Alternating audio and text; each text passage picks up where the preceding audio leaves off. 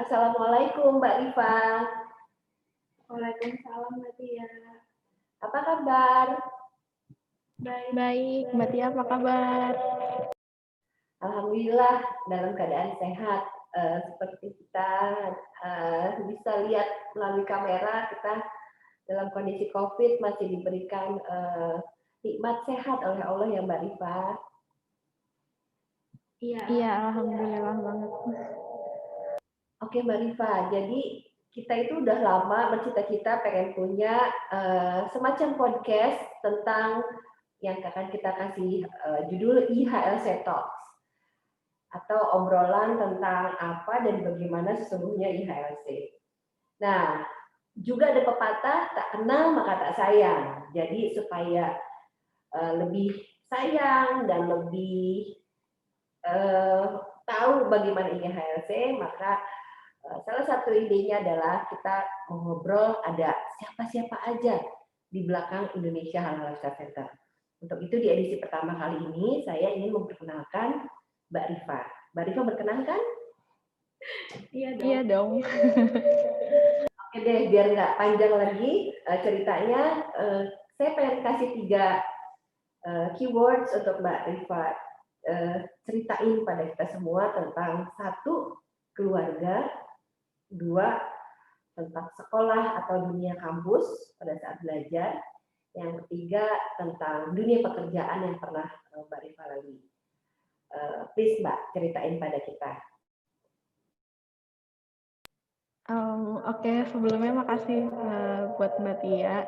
Jadi kalau boleh aku cerita, dulu itu aku lahir di Tangerang, tanggal 11 Januari tahun 96, jadi sekarang umur aku 25 tahun. Aku anak pertama dari 4 bersaudari, jadi aku punya adik perempuan semua. Terus asalnya dari Jakarta, dari lahir sampai, jadi di Tangerang cuma numpang lahir tuh Mbak. Terus tumbuh besarnya semuanya di Jakarta sampai SMA. Setelah itu aku kuliah di Bogor, sempat kerja di Bogor, terus lanjut kerja di sini di IHLC. Jadi IHLC ini adalah tempat kerja kedua aku gitu. Oke, tapi ada kelewat tuh. Gimana dengan dunia kampus? Mbak Rifa kuliah di mana? Terus berapa lama? Dan mendalami bidang apa? Oh iya, lupa. Jadi dulu itu aku kuliah di Institut Pertanian Bogor, ambil sarjana selama lama Mbak, 5 tahun aku kuliah, bidangnya biologi, kayak gitu. Waktu itu aku masuk kuliah tahun 2013, lulusnya tahun 2018 gitu. Latar belakang pendidikan Mbak Rifa tadi saya dengar adalah Institut Pertanian Bogor ya Mbak. Yang nggak mengecohkan IPB, akronim dari yang mana, kita khawatir salah. Nah, Mbak belajar juga tentang tadi di biologi. Nah, apa yang paling membekas di Mbak Rifa dari masa 5 tahun yang Mbak Rifa lalui? Pasti nggak senang-senang kan, pasti berdarah-darah. Nah, itu apa yang Mbak Rifa ingat sampai hari ini? Kalau dari pengalaman selama kuliah itu pengalaman yang kebetulan ya, kalau dalam kehidupan saya tuh benar-benar life changing Mbak, karena dari anak SMA yang selalu tinggal di rumah sama orang tua kayak gitu kan, terus berubah jadi anak asrama, jadi anak kosan kayak gitu. Jadi hidup bertoleransi dengan orang lain gitu. Kebetulan saya dari asrama dulu, di IPB itu wajib 1 tahun asrama, dan itu kita ditempatkan dengan 4 orang yang berbeda di kamar ukuran 4x4 gitu. Jadi di situ 4 orang yang berbeda itu biasanya dari 4 jurusan yang berbeda dan 4 daerah yang berbeda. Otomatis di situ tuh semua anak IPB tingkat pertama itu kita belajar yang namanya toleransi itu digembleng banget lah gitu di tingkat itu. Terus ditambah lagi dengan latar belakang saya yang dulu itu pas SMA itu kebetulan kayak masuk IPB-nya itu kan jalurnya undangan gitu. Jadi nggak tahu gimana ya waktu itu pas udah keterima di sana, yang tadinya di sekolah rasanya ya lumayan lah peringkatnya di kelas gitu. Pas masuk IPB tiba-tiba orangnya pada pintar-pintar banget gitu. Nah di situ langsung terpacu buat belajar lebih rajin karena kan ngejar beasiswa juga kan gitu. Jadi ya karena banyak banget tekanannya itu dan tugasnya banyak banget, jadi shaping saya jadi seseorang yang baru kalau menurut saya. Dan kebetulan cakrawala anak kuliah sama anak SMA kan beda, karena tadi dari segi latar belakang orang-orangnya tuh beda-beda banget. Jadi di situ belajar kalau ternyata kayak gini ya gitu, how people's work gitu, maksudnya kayak hubungan antara orang dengan orang lain, terus bagaimana kita harus belajar punya self motivation yang tinggi kayak gitu. Itu semasa kuliah gitu. Menarik, Mbak. Nah, selanjutnya, tadi kan Mbak Rifa bilang bahwa Mbak Rifa pada saat kuliah masuk ke asrama harus beradaptasi dengan banyak perbedaan. Nah, perbedaan apa sih yang paling mendasar Mbak Rifa temuin saat hidup berasrama sehingga melahirkan Rifa yang baru? Dengan tadi ada satu kata yang saya dapat adalah toleransi. Itu Jadi di asrama itu kita itu ditempatkan dari empat orang itu adalah dari 4 daerah yang berbeda gitu. Kita punya bahasa yang berbeda, otomatis kesalahpahaman bisa terjadi akibat perbedaan bahasa itu ya. Kadang kata yang sama dimaknai berbeda kayak gitu. Terus dari bahasa lagi, dari intonasi, ada orang yang biasa dengar suara keras, ada orang yang biasa dengar suaranya lembut kayak gitu. Dari situ kita belajar kalau misalnya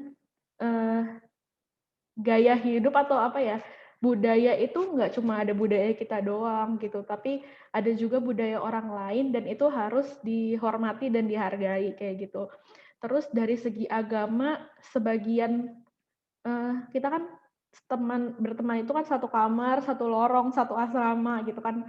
Nah, kalau teman satu kamar kebetulan alhamdulillah muslim semua, jadi bisa saling ibadah bareng lah gitu, dari mulai puasa bareng. Mahasiswa kan suka banyak pengeluaran, terus nggak cukup uangnya, jadi puasa bareng aja gitu loh biar hemat gitu kan.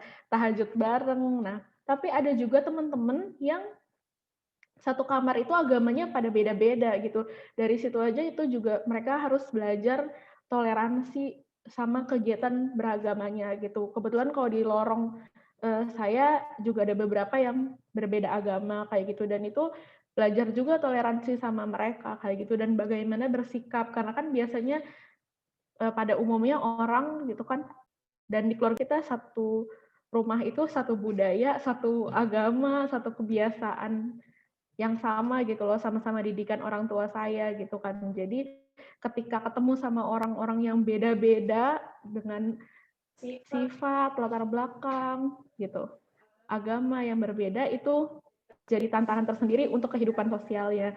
Di saat kita juga harus mengejar prestasi akademik sama prestasi non akademik kayak gitu, kayak soft skill segala macem. Jadi banyak banget tantangannya di situ.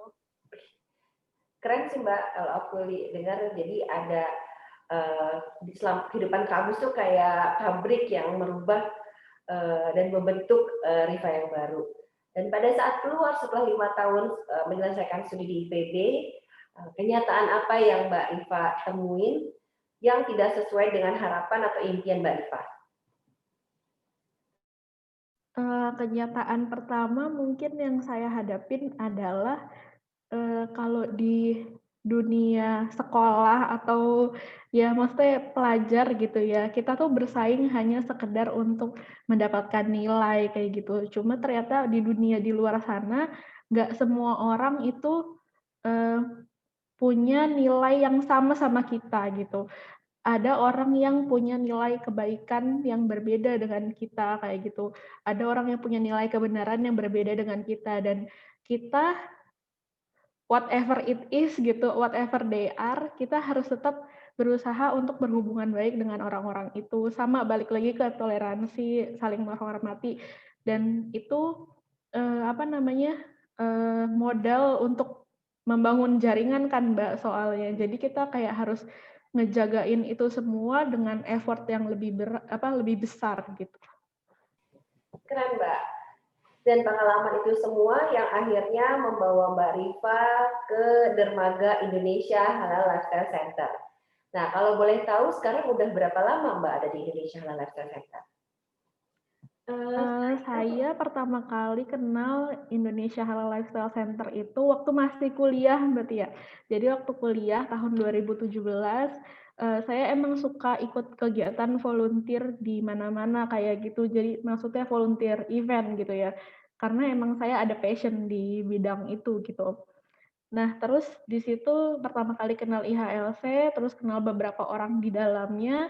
Kebetulan setelah saya hampir selesai di kontrak di pekerjaan saya yang sebelumnya, saya komunikasilah sama teman-teman yang saya kenal di IHLC gitu. Kira-kira nih 2 bulan lagi saya mau selesai kontrak apa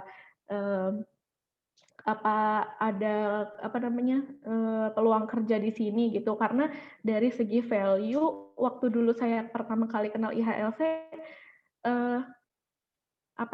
noble causes yang IHLC punya itu adalah sesuatu yang juga pengen saya perjuangkan kayak gitu. Jadi kan kita itu kan kerja bukan cuma untuk cari uang ya Mbak, tapi untuk mengembangkan diri, untuk tadi punya value yang sama, punya noble causes yang sama, dan bisa bikin legasi di tempat itu. Dan kebetulan yang saya kenal itu dari pimpinannya IHLC sendiri, chairman-nya Bapak Sabta itu orang yang punya banyak banget legacy dan dia emang creating legacy gitu. Jadi di situ saya merasa saya bisa belajar banyak gitu. Makanya pengen kerja di sini. Ya.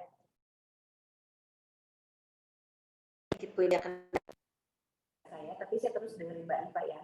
Don't worry. Jadi Nobel causes yang Mbak yang Mbak coba tangkap. Nah, Mbak bisa definisikan nggak lebih jelas untuk kita semua?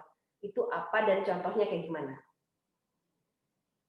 Iya, simply kita lihat dari namanya aja sih sebenarnya Indonesia Halal Lifestyle Center.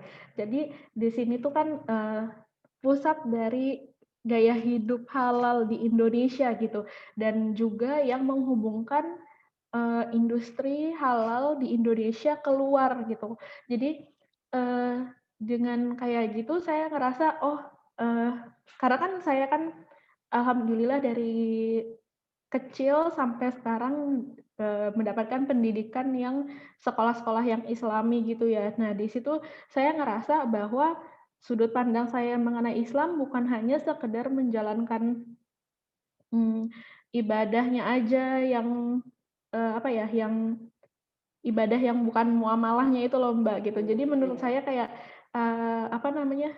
orang Islam itu harus sejahtera, harus berdaya, harus merdeka, harus kaya gitu. Dan caranya adalah dengan yang halal gitu kan. Kita kan cuma bisa makan makanan yang halal, seharusnya cuma boleh melakukan yang halal-halal aja kan gitu. Jadi di sini adalah wadah yang bisa bikin bisa kasih literasi gitu loh buat masyarakat di Indonesia yang saya tuh lahir di Indonesia gitu sebagai orang Indonesia, pasti kan ada sebabnya gitu. Menurut saya salah satu sebabnya adalah saya harus melakukan sesuatu gitu untuk Indonesia dan mungkin ini adalah langkah kecil yang bisa saya lakukan gitu loh. Jadi kayak dari dulu tuh saya selalu punya pemikiran bahwa kita itu hidup di bumi ini tuh harus meninggalin jejak gitu kan. Dan menurut saya mungkin ini jejak yang bisa saya tinggalin gitu loh dari dari hidup di dunia ini gitu. dengan di bidang halal lifestyle kayak gitu. Yang itu adalah nilai yang saya pegang gitu. Berdaya dan kaya, dan kita harus tinggalin jejak.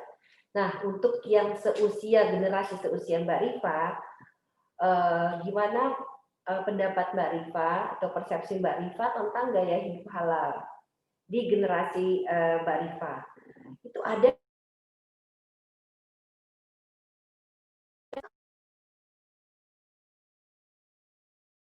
tapi ada nggak sih sebenarnya dalam kehidupan sehari-hari? Kalau menurut saya sih ada banget Mbak, karena bersyukur ya saya tuh di generasi yang berbeda dengan generasi ibu saya yang mungkin dulu tuh pakai jilbab aja masih susah gitu. Sedangkan kalau saya sama teman-teman saya gitu, alhamdulillah udah bisa sebenarnya kemerdekaan itu ada kalau kita berani dan kalau kita kuat buat ngejalaninnya gitu loh. Sebenarnya di dunia yang sekarang ini tuh siapa aja bebas ngelakuin apa aja gitu. Bahkan banyak yang ngelakuin sesuatu yang gak maslahat pun masih dimaklumi gitu loh sama masyarakat, apalagi buat ngejalanin halal lifestyle gitu, yang itu adalah dijamin ya kemerdekaannya di dalam undang-undang juga gitu. Jadi kalau menurut saya sih sekarang itu apalagi yang seumuran saya itu udah dibukain jalan yang lebar banget gitu loh buat ngejalanin halal lifestyle. Oke. Ada berganti-ganti, tapi saya tetap bisa memantau Mbak Rifa dan menarik banget obrolannya. Nah, selama ini gaya hidup halal apa yang sudah melekat di Mbak Rifa dan bisa menjadi kayak kalau nggak gitu tuh bukan Rifa gitu. Kalau dengan gaya itu tuh Rifa banget gitu. Dengan dalam konteks halal ya Mbak ya, gaya hidup halal. Itu apa tuh Mbak dalam keseharian? Kalau yang pasti bisa dilihat ya pakai jilbab. Menurut saya pakai jilbab itu udah jadi identitas saya sendiri sih gitu. Ketika jadi bukan sebuah nggak sekedar mandatori lagi perintah dari Allah, tapi emang udah jadi bagian dari saya gitu. Saya ngerasa jadi orang yang berbeda ketika saya nggak pakai jilbab kayak gitu. Terus selain itu juga mungkin prinsip ekonomi dalam Islam ya, kalau misalnya sedekah itu nggak pernah ngurangin harta kita, justru menambah gitu, dan itu tuh saya rasakan banget gitu. Sedekah menolak bala, sedekah tuh bikin kita ngerasa lebih kaya gitu, berbagi itu bisa bikin hati kita lebih lapang, itu yang jadi nilai dalam sesuatu yang saya rasa saya harus lakukan terus-menerus gitu, dan saya ngerasa seneng gitu ngelakuinnya, dan itu bagian dari gaya hidup saya kalau menurut saya gitu. Keren Mbak, ini terakhir ya Mbak, biar kita juga teman-teman juga termotivasi untuk bisa dan nggak ragu untuk bergabung dengan Indonesia Halal Lifestyle Center. Mungkin ada kalimat atau ajakan inspiratif buat teman-teman untuk Indonesia Halal Lifestyle membuka pintu untuk semua generasi bergabung dan mau bergaya hidup halal. Silakan Mbak, mungkin ada. Iya, jadi kalau dari saya ajakannya adalah sebagai Muslim ya gitu, gaya hidup yang boleh kita lakukan itu sebenarnya cuma gaya hidup halal kayak gitu.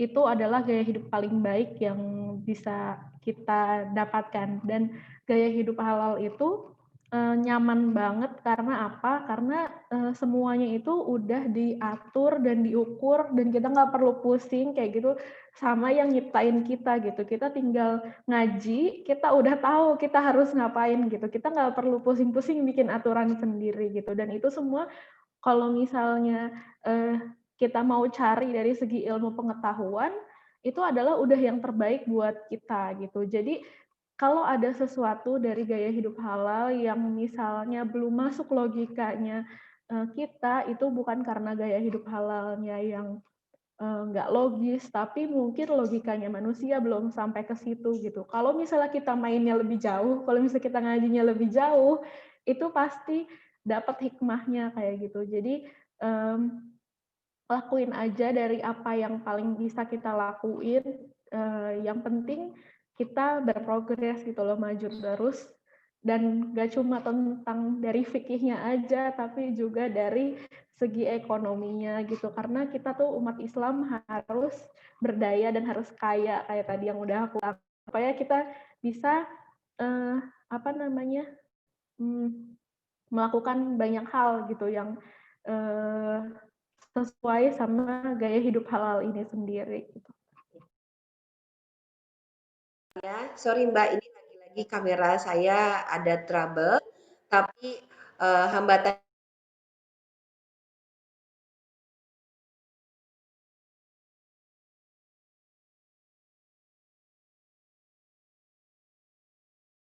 terus berkarya, tadi berdaya dan kaya dengan gaya hidup halal.